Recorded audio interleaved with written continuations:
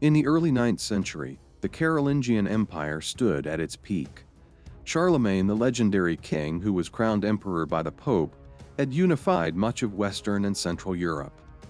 But what happened after him? Today, we explore the life and legacy of his son, Louis the Pious, a ruler often overshadowed by his father.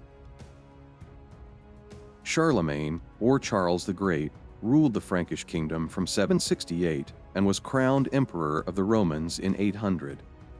His empire stretched from the Pyrenees to the Danube and was held together through military conquest, administrative reforms, and close cooperation with the Church.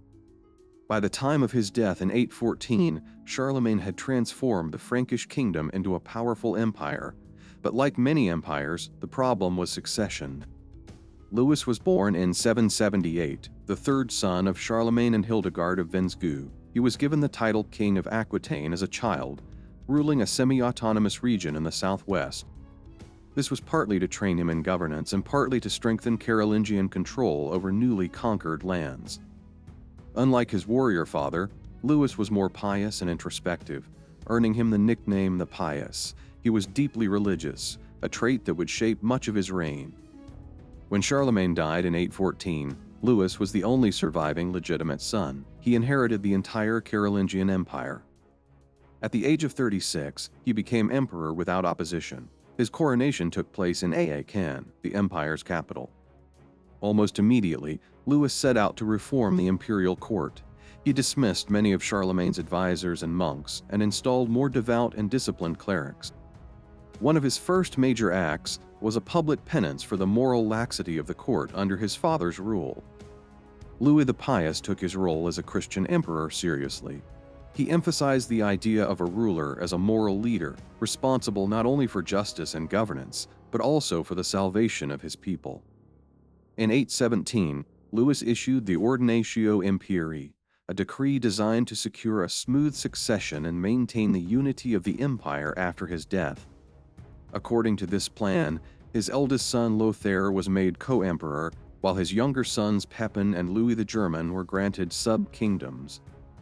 It was a rational attempt to preserve unity while acknowledging the ambitions of multiple heirs. Unfortunately, it didn't hold. In 823, Louis had a fourth son, Charles the Bald, with his second wife Judith of Bavaria. This threw the succession plans into chaos. Louis tried to revise the Ordinatio Imperii to include Charles, which angered his older sons. The result was decades of family conflict, including rebellions and civil wars. In 830, his sons revolted and briefly deposed him. Though he regained power, the empire's unity was weakening. Louis's final years were consumed by infighting. His attempts to mediate between his sons often backfired. Loyalties shifted constantly. By the early 840s, the empire was no longer held together by shared purpose, but by fragile truces.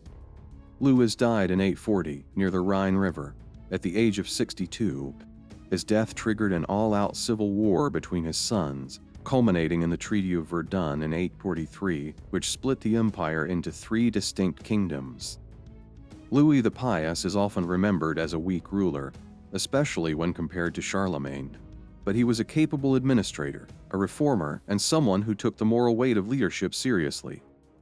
It was because holding Charlemagne's empire together required more than just inheritance. It needed a whole new system, one that didn't yet exist.